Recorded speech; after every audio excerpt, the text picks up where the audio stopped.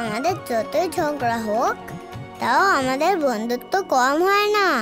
এবার আমি সব কিছু বুঝতে পারছি, কিন্তু তাতে আর কি লাভ? আমার তো অন্তিম লগ্ন আসন্ন, কিন্তু পরবর্তী জন্মে অবশ্যই আমি ভালো হয়ে জন্মাবো।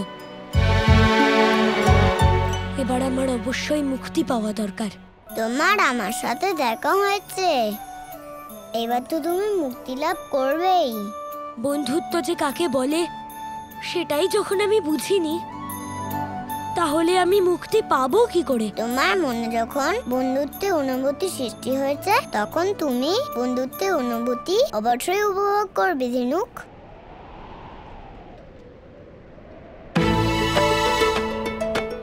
গোপাল, তুমি ঠিক আছো তো? দাদা, তুমি ঠিক আছো তো?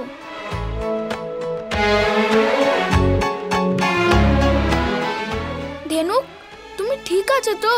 তোমার কোথাও লাগেনি তো?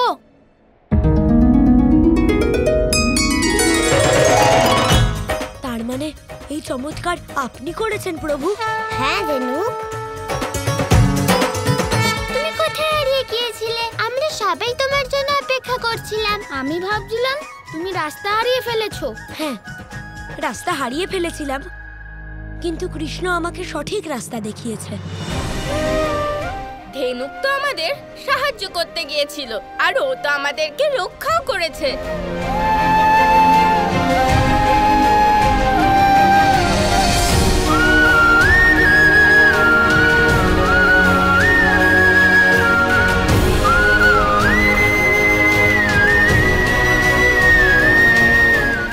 আমাকে এই বন্ধুত্বের অনুভূতি পাওয়ানোর জন্য আপনাকে অসংখ্য ধন্যবাদ প্রভু। এবার আমাকে যেতে হবে। কোথায়? নিজের বাড়ি। কিন্তু এই বনটাই তো তোমার গৃহ, তাই না? হ্যাঁ, তোমরা এটা ভেবে নাও যে এবার আমি আমার আসল বাড়ি যাচ্ছি। অনুমতি দাও, আমি তোমাকে সারা জীবন মনে রাখবো।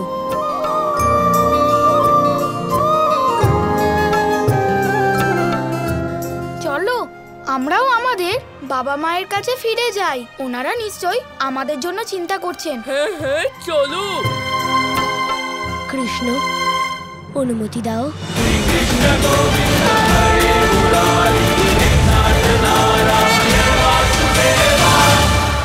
এবার এবার কি কর্ম তো করে ফেলেছেন, কর্মের ফল ভোগ করবেন না?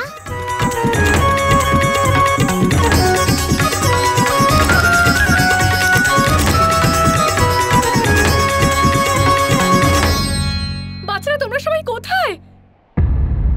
সুদামা, বলরাম আর গোপাল কোথায়? ওখানে। চলো দিদি, আর্য। চলো চলো।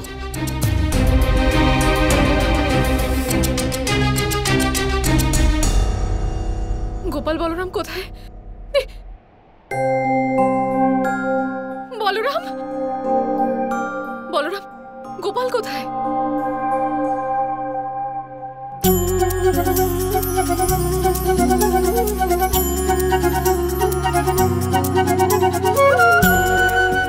গোপাল,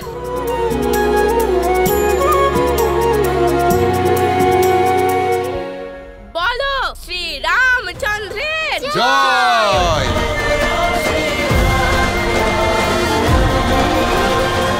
শেষ পর্যন্ত আমার আরাধ্যর রামলীলা সম্পূর্ণ হলো। এবার মহাদেব, এবার হরির আনন্দ, হরি কথার আনন্দ। যেমন আমার প্রভু হরিনারায়ণের কোনো অন্ত নেই, ঠিক তেমনি তার কথা কাহিনীরও কোনো অন্ত নেই।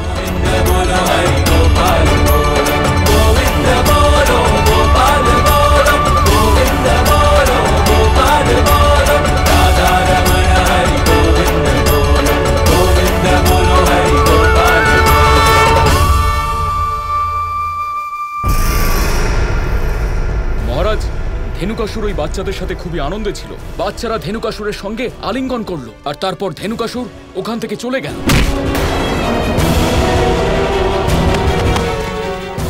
দূর হয়ে যা আমার দৃষ্টি থেকে, নইলে এই মুহূর্তে আমি তোমাদের প্রাণ কেড়ে নেব। আমার ওই বালকের কথায় বিশ্বাস করা কদাপি উচিত হয়নি। ওকে কেবল আমি একটা কাজ দিয়েছিলাম, আর আমার সাথে মহাবলী কংসের সাথে বিশ্বাসঘাতকতা করেছে। ওই গাধা অসুরদের নামে মহা কলঙ্ক। অক্রূর, এবার তুমি সুনিশ্চিত করবে যে আজকের পরে আর আমার সম্মুখে কেউ, কোনো বালক যেন না আসে। অন্যথায় আমি সেই বালকের প্রাণ নিয়ে নেব। অক্রূর, আজ থেকে আর এই মুহূর্ত থেকে ওই কৃষ্ণেরই মতন প্রত্যেকটি বালক আমার শত্রু হলো আমার। মহারাজ, এবার আপনি কি করবেন? গুপ্তচররা বলল বৃন্দাবনবাসীরা রামলীলা করে অনেক স্বর্ণমুদ্রা উপার্জন করেছে। অক্রূর, আমরা বৃন্দাবনবাসীদের তাল বনে মেলা আয়োজনের বদলে একটা ছোট্ট উপহার দিতে বলেছিলাম না? আগে হ্যাঁ মহারাজ, মনে আছে আমার।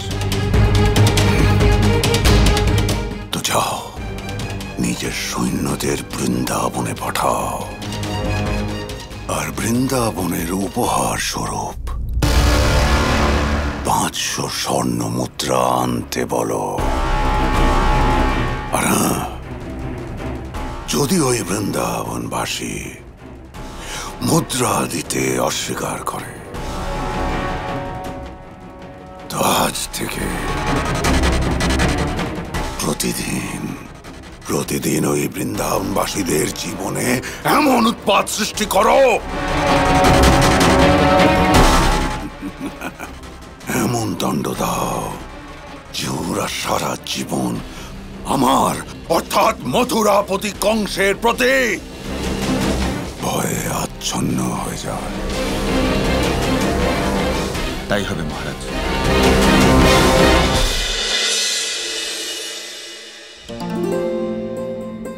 গোপাল, শেষ পর্যন্ত আমাদের রামলীলা প্রদর্শনীর পরিকল্পনা সফল হলো। সত্যি খুব মজা হলো। রামলীলার প্রত্যেকটা মুহূর্ত আমার সারা জীবন মনে থাকবে। মেলায় উপস্থিত সমস্ত ব্যক্তিরাই আমাদের সাথে রামলীলার আনন্দ উপভোগ করেছে। বন্ধুদের হয়তো একটু সমস্যার সম্মুখীন হতে হয়েছে, কিন্তু আমার দৃঢ় বিশ্বাস যে ওরাও নিশ্চয়ই খুব আনন্দ উপভোগ করেছে। আপনার কি সত্যিই এমন মনে হয়? হ্যাঁ গোপাল, আমার সম্পূর্ণ বিশ্বাস। তুমি তো নিজেই দেখলে, ওরা শ্রী হনুমানের সাথে সাথে অন্যান্য দেবদেবীদের চমৎকার দেখার সুযোগ পেয়েছে। আর সবচেয়ে বড় কথা, ওরা শ্রী রামচন্দ্রের চমৎকারও দেখেছে, অর্থাৎ তোমার লীলা। এই রামলীলার ফলে আমাদের বন্ধুদের মনে ঈশ্বরের প্রতি আস্থা কত বেড়ে গেছে, তাই না? ভগবানের ওপর বিশ্বাস তো থাকাই উচিত দাদা। এই আস্থা, এই বিশ্বাস এমন একটা জিনিস যা জীবনের সমস্ত কঠিন কাজকে সাফল্যের সাথে পূরণ করার আত্মবিশ্বাস গড়ে তোলে। এভাবেই আমরা নারায়ণের প্রতি আস্থাশীল থাকব, কারণ ওনার জন্যই সমস্ত কিছু সম্ভব হয়েছে।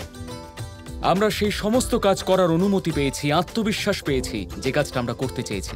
আর এই কারণেই আমরা রামলীলায় এত বড় সফলতা অর্জন করেছি। মেলার প্রতিটা দিনই খুবই আনন্দে কেটেছে।